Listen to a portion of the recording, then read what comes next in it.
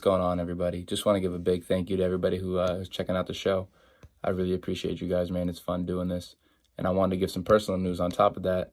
I recently accepted a new job at Taconic. It's a new adventure for me. I'll still be part-time at the club, but it's something new and something I wanted to try out, so I'm really looking forward to that. And yeah, I'm excited to get going. So thanks, everybody, and enjoy the show. Welcome back, everybody, to Keys to the Game. This is episode 3 now. I got my guy, Steven, with me. Steven, what's good, man? What's going on, bro? Bro, how you been, man? I've been good, man. I've been busy. Yeah, real busy. Talk about professional boxer. Yeah. Add that to the resume. You are 1-0. What made you get into boxing? Honestly, bro, I mean, like, I've always been a fighter. I mean, I was always ever since back in the day, man, high school, I was always the first one ready to go. So, I mean, it was more of going legal with it. You know what I'm saying? Like, I like to fight, so why not get to punch people in the face without having to worry about the consequences afterwards? So was it like a workout that turned into like a passion, or was it just like I was a fighter, or like did you start working out and you were like, nah, I like this? It was more, I don't know, I've always been like interested in boxing, but there was never really nothing around here. You know what I'm saying? There was never really any boxing around here. And then I seen Jameer. He posted a video of training. I'm like, where's this at? It's in New York. He's like, no, it's in Pittsfield. So ever since then, I went there with him once, and that was it. Just kept going. What's the gym called? Southeast Kettlebell. Yeah, you got to shout him out here. Yeah, definitely. Shout out to Southeast Kettlebell, man. Shout out to Southeast. So you got in a lot of fights when you were younger? I mean, I met you in high school, so I know you were always ready to scrap, but you fought a lot when you were younger? Yeah, all the time. Growing up in Brooklyn. You grew up in Brooklyn? Yeah, I grew up in Brooklyn, man. Just almost every day fighting. Not only that, you're a little brother too, so. Yeah. Six boys, and I'm the second youngest. Whew. Yeah, so right there is enough to tell you you're going to be scrapping. Yeah. You think boxing's helped you like physically and mentally? Absolutely. I mean, obviously physically, but mentally too? Yeah, definitely. I definitely keep my composure a lot more, just from being in there and being hit and everything. I mean, back in high school, I used to, even playing basketball, I was always ready on the court, ready to go. Yes, sir. My bodyguard right here. I could say whatever. I knew you would fight no matter what. I didn't even have to convince you to fight. So that somebody started walking up to you, I was right there. Yeah, I don't think it ever came to that, but you were there. Yeah. So, like, recently I've been checking you out, man, your Instagram page and all that, and it looks like you're in the best shape of your life. Like, talk about definitely what it took you to get to that spot and, like, what you've been doing to stay in that type of shape. So it's a lot of work, man. So my regimen is I wake up, 4:30, I go run 2-3 miles, go to the gym right after, get a bag workout in, go home, shower quick, go to work for 7, work 9, 10, 11 hours, get out of work, right to the gym, right back to the gym, do a workout, 2-hour workout, get out of the gym, then go hit the track again, put 4 miles in. Damn. So it's a lot of work. You take days off or no? Every now and then, maybe like once every 2 weeks. Yeah, take a light day. Take a rest day. Here's a real question. How's your diet? Strict diet, man. I'm veggies, salad and smoothies. That's it. That's what it takes, man. That's it. I can't do it. That's what it takes. It's hard, man. I didn't think I could do it either. I didn't think I could do it, but it's a lifestyle. You got to do it. Yeah. Plus, when you're putting that work in, like, you don't want to eat like something shitty. Like you eat it, your body's like, nah, don't do that. Yeah. So not only but a boxer, but you were a pretty good football player too. Yeah, man. You always loved football. You grew up playing football. Like, when did you know you loved it? My first time, I think I was 5 out in Brooklyn. We was all playing out on the block, and I never played before. He's like, all right, you want to play? Don't drop this pass. So got out there with Q Q threw me the ball, and I just took off. Started running, scored my first time playing, and dude, I didn't even know he was on my team because I really didn't know what was going on. I was just, you know what I'm saying, going, and he's at the end zone. He's like held his arms out to go hug me, and me not knowing what's going on, I ran him over. So, right then and there, I just knew that's what I wanted to do. Yeah, and you knew you were running back too. Yeah. Yep. So you played college football, right? I didn't play college football. I know you went to school to play. I played rugby in college. I was supposed to play football in college, and I ended up tearing my ACL. And then you ended up rugby, right? Yeah, I ended up getting into rugby because the football coach was supposed to help me out, with my physical therapy and everything. Like, they gave me money to go there and everything. And once I tore my ACL, they took the money back, gave it to somebody else. Didn't help me get set up with PT and everything. So I just kind of felt like, you know what I'm saying? Mm-hmm. Like, you know what? I don't even want to play football for the school no more. And that was AIC? Yeah, that was AIC. Yeah. And then but you did play what, arena football? Yeah, I did play arena football. And semi-pro football. So talk about like the experience doing that. I mean, semi-pro football, the semi-pro wasn't that high of a level, you know what I'm saying? It was kind of like anybody could show up. It's like a men's league. Yeah. But it's pretty much semi-pro. That's what they call it. Yeah, but it's just like anybody 18 and up and show up and play semi-pro, you know what I'm saying? Mm-hmm. So that was just more of just me, my love for the sport, just wanting to keep going. But the arena football, man, that was a completely different experience. I got to go up against like former NFL players, and it was like Greg Hardy, who was a defensive end for the Panthers. Like, I got to play against them. And the Cowboys. Huh? Play for the Cowboys too. Yep. And I'm a big Panthers fan, so that was a big experience for me. You dab him after? Huh? You get him after? Like, you dab him up? Yeah, absolutely. I did. Yeah, I did. How many times did you mess your knee up, bro? You messed your knee up a couple of times, right? Yeah. So my first time was right after senior year graduation. I tore my ACL, MCL, meniscus. Got the surgery. Went away to college.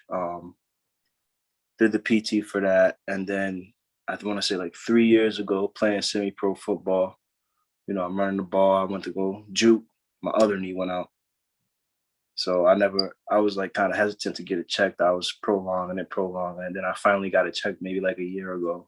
Torn ACL, torn meniscus, cartilage damage. So I'm like, damn, like that's a bad hit. So that's 2 times, both knees. And that's what made you stop, right?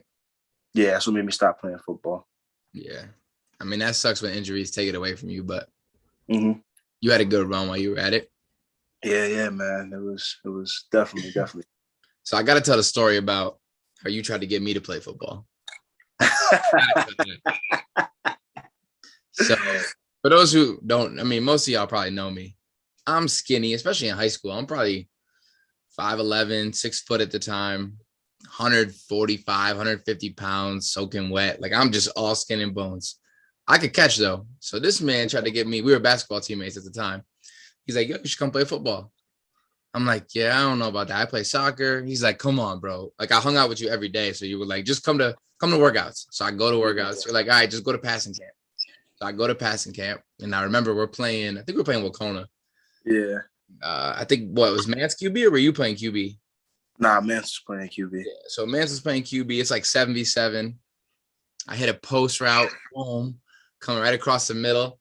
I catch it. Somebody just literally knocked. I don't think we had helmets on or nothing. Knocks me in the head, just like elbow to the head. I felt like I was dead. I was like, damn, this is not for me. Like, I knew right then and there. I'm like, yeah, football is not for me. Like, I had no business. You were definitely killing in the passing league, though. Nah, man, catching all that, but like, I knew if passing league was like this, I can only imagine when there's pads on and I'm coming across the middle and I catch a ball, like, I'm gonna break something, and I'm fragile. Nah. I wanted to do it, but I played soccer, so I couldn't quit soccer. But if I didn't play soccer, I definitely would have played. And I kind of wish, like, going back that I quit. just to play for a year, just to say I did it. Yeah. But I tell you, you did convince me to do track though. Which, speaking of track, we got another MVP in the house. That's 3 MVPs in a row. Yeah. Keys to the game, hosting the MVPs. Talk about track and field, man. Oh man, track was more. I mean, at first, I did it freshman year. I tried freshman year, then I didn't get the grades, so I failed off. So I practiced with them for a few weeks, and then my grades were bad, so I couldn't do it. Came back sophomore year, had my grades right, and it was more of it was fun for me. You know what I'm saying? Mm-hmm. It was more of I don't know, man. It was fun for me, and then I realized, like, all right, I'm a competitor. So then I started taking it more seriously. You know what I'm saying? Like, got my first win sophomore year, and after that, it just kept coming, kept winning. I kept winning. Got an MVP sophomore year. Junior year comes around. Now I'm like, all right, I got MVP last year. I can't do this. I can't play around with it this year. Junior year, I think that's the first year we went undefeated. Mm-hmm. That was your sophomore year. Nah, I think we lost, bro. Or no, did we lose your senior year? Yeah, that was my senior year. Okay. Yeah, so we went undefeated. Yeah. We were undefeated junior year. We were undefeated. We smoked everybody. Like, nobody came close. And then senior year was when we got our first loss. And I mean, you could say it wasn't a loss. We had a couple questionable calls there, but definitely. I remember the picture of you and the Eagles beating the dude in the 100, and they called you second. Yep. And in the picture, you could see you finishing first. Photo finish right there. And we lost by what, 2 points or something like that. Yeah. 2 points. Literally, like, one event would have changed the whole. So. Nah, that was crazy. I'll tell you what, man. I mean, you convinced me to do a lot of things. Some good, some terrible. Some terrible. I'm not gonna talk about. We ain't gonna get into the bad things. We can get into that. But one of the good things you made me do is make me do track. I remember during basketball season, I didn't play a spring sport. You're like, bro, do track. I'm like, bro, I hate running. You're like, bro, just do it. It's fun. And we get to practice with the girls. I'm like, all right, yeah. I'll try it.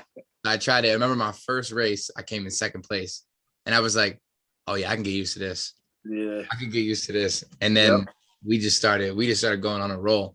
And it's funny though, because like you took track pretty serious. But like at the same time, you would joke around. Like me, like I would run hard like in practice, but like it was all jokes for me. Yeah. Like, it was mad. Like I just had a lot of fun with the guys and even with the girls. Like in practice was mad fun, bro. We used to just run, jump over a couple hurdles, lay on the high jump mat. Yep. We just had a bunch of athletes. Nah, we were so talented. Every Friday after the meets, we go get together with the girls, go to Applebee's and all that. Mm-hmm. Nah, track was a vibe, man. I tell all my kids now, like, you should go experience track because just like it's a cool vibe. And PHS is nice at it too.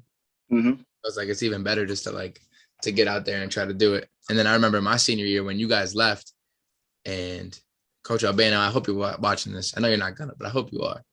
I didn't get picked as captain. I was so mad. He picked 3 distance. So we voted, right? I know everyone in that room, not everybody, but I know I got enough votes to be captain. This man picked 3 distance runners as captains. Now, for those who don't know how track and field practice works, you kind of go with your section. So distance runners go on their own.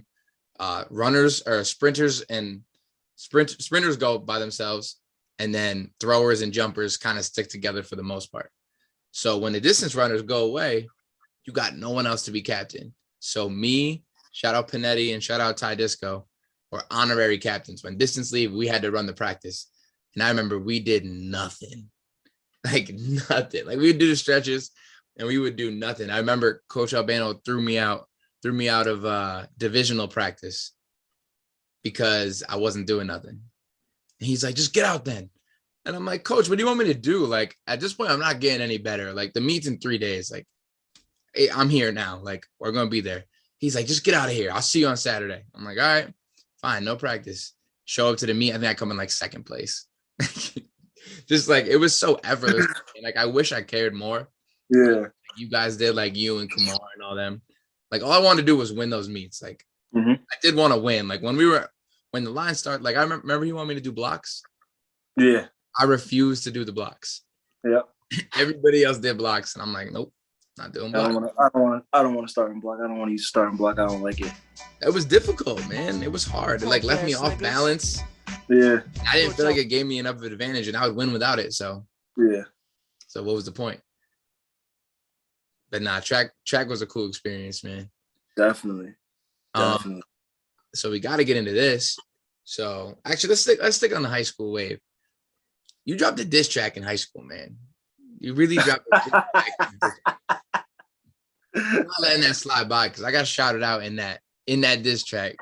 Yeah, you did. You dropped a diss track in high school, bro. Like, you always been into rapping? I think, yeah, I always been in I didn't start rapping until I was like 13. My brother, Sammy, R.I.P. Sammy, he got me into it when I was 13. What was your rap name at 13? I didn't have one. I didn't even think about a rap name or nothing, man. I just kind of, he's like, yo, try to get on this track with me. And I just started from then. I didn't think about a name. I just hear a beat and I start rapping. I think this was 2011? Was your senior year? Nah, it was junior year, 2010. Would have been 10. It was my sophomore year. Yeah, because I made varsity. Yeah. Because Josh Griffin got kicked off the team. Yep. I was a floater, but then he put me up to starter. And that's where the bar comes in, where I get the shout out. Mm-hmm. Yeah. We still play that all the time. You do? Yeah. I haven't heard it in years. Me, Hamill, and Brady will just like randomly text like once every couple months and just send the video. Like, I listened to it today, like prepping for this. I listened to it on my way home. I was riding my bike. I'm like, yeah, I'm about to put that on real quick. I haven't heard that in years. You ball all day. But KPC. Yeah, man. Keelan Turnover Cross. I got rid of that name quick though. That was a 1 year. I think your first varsity game was against Jury, right? It's funny because I tell this story all the time too. I think I told it on one of the last episodes with Tanker Dan. But basically, I get called up in math class by my teacher, Coach Zissel. And I was a floater at the time. And he goes, all right, Key, you're up full-time varsity. I'm like, all right, awesome. Like, let's go. And you're starting tonight. And I'm like, huh? Starting? I think me and Mance combined for like 25 turnovers. And we lost by like 30. Yeah. It was bad. That whole season was terrible. I don't even know. I wasn't even a ball player. Like, I would get out there and I would just play defense. I never really worried about scoring too much. Mm-hmm. I mean, we only had like 8 guys too. True. We really only had like 8. I think we had like 7. No, we might have. We had 2 subs. It was bad. It was a rough year. But luckily, like, we went through that. And then like our next year, we were a much better team. Yeah. We didn't lose Mans with the shoulder. We would have been even way better. Mm-hmm. And then my senior year, we were like really good. We were like 16-5 or something. Yeah. That's the year where Fico and all of them, right? Mm-hmm. Yeah, Richard. Yeah, that was a squad. But a little bit after high school, bro, a couple years later, I remember I get a text from you. It was probably like, 3-4 years later. I get a text from you like, yo, I'm about to be a dad. I'm like, okay, sure. Like, I thought you were lying. You're like, no, I'm dead serious. I'm like, no, you're not. He's like, no, I'm dead serious, bro. I'm about to be a father. I'm like, are you serious? You're like, yeah. I'm like, nah, you're not. Like, I really didn't believe you. You're like, no, I'm really am. I was like, damn, bro, that's crazy. Like, good for you. So talk about what it's like being a father and like what you learned from being a father. Oh man, it being a father, man, it changes your whole perspective on life itself. You know what I'm saying?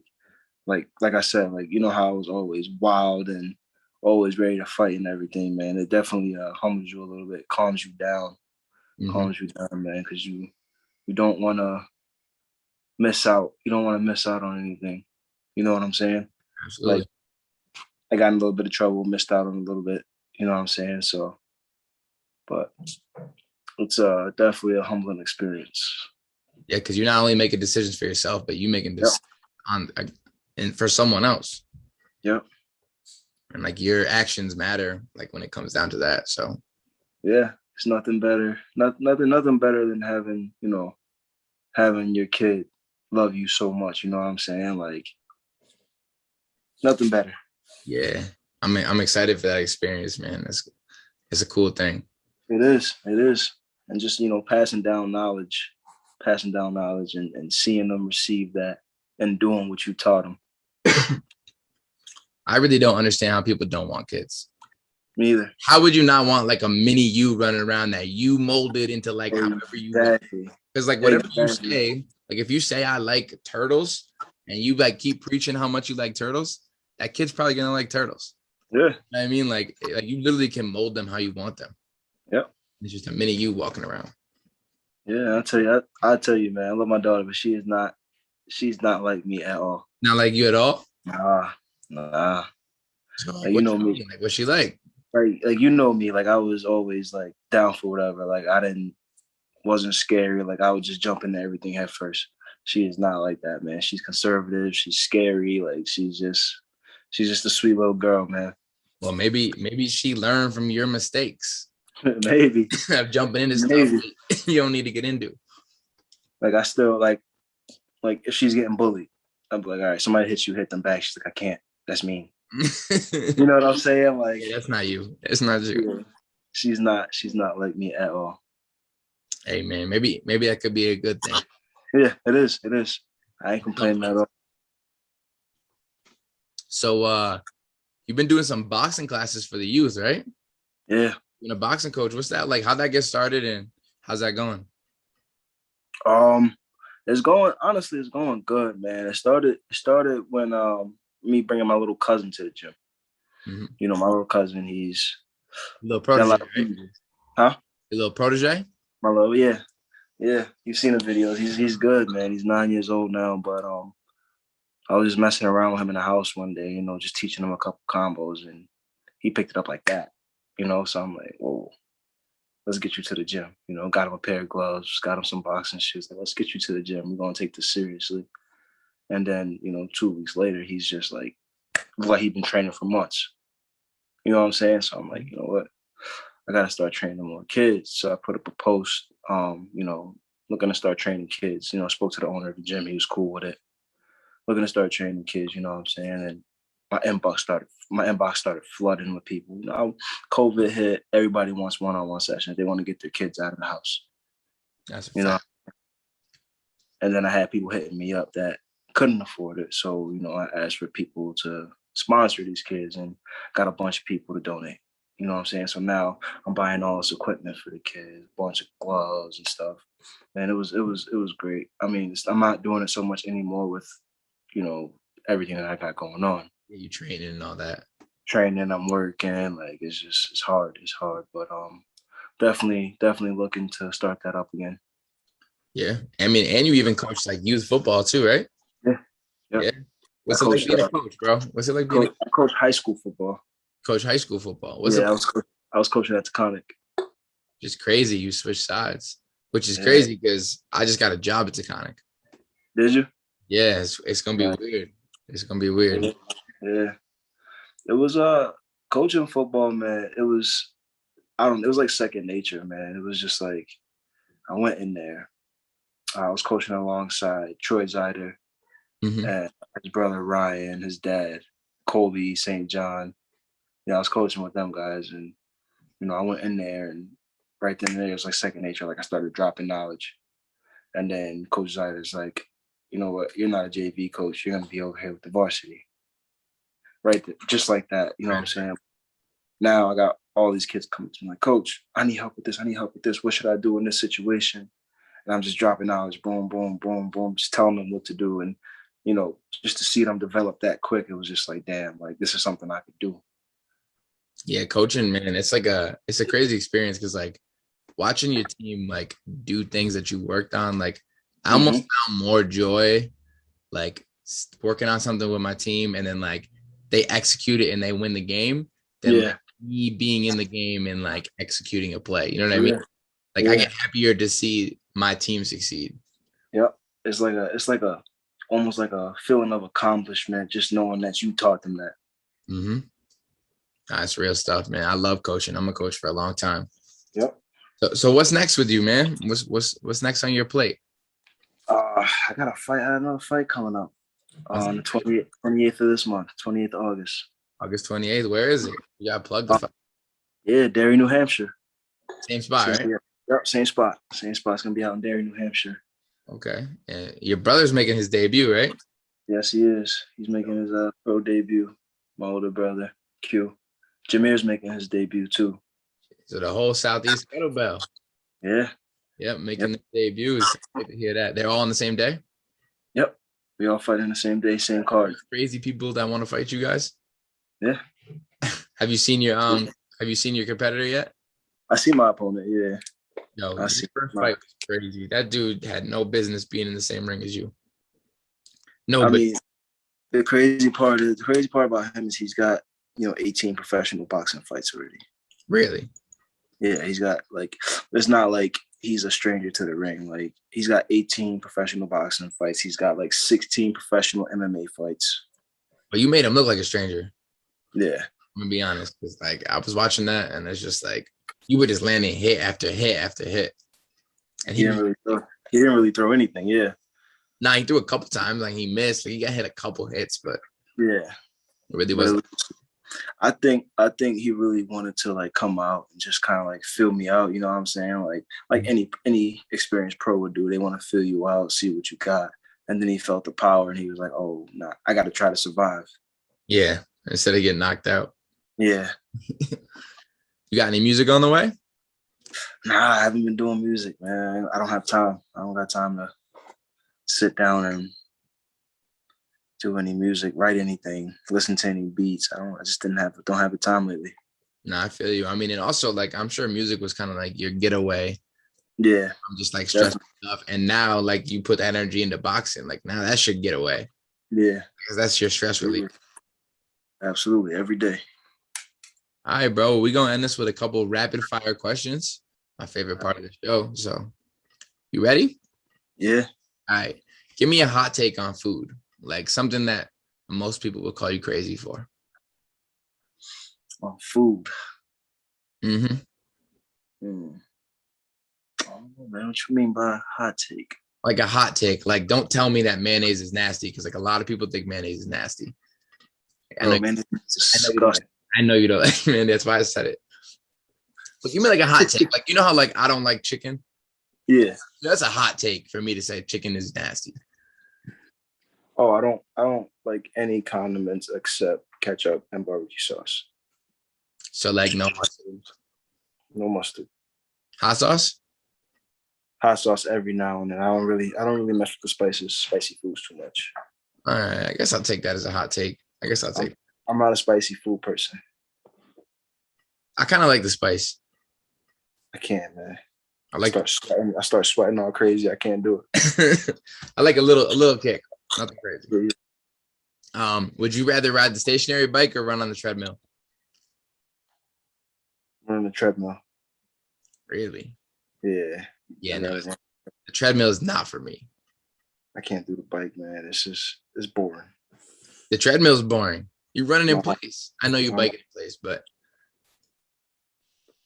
I'd rather do the treadmill. Yeah. All right. Give me your favorite rappers. 3 favorite rappers. Of all time or right now? Both. You could do all time and then do right now. All right. So, I'm going to say my favorite rapper of all time is Big. Mm-hmm. B.I.G. Notorious. Another one, I'm going to have to say Fabulous.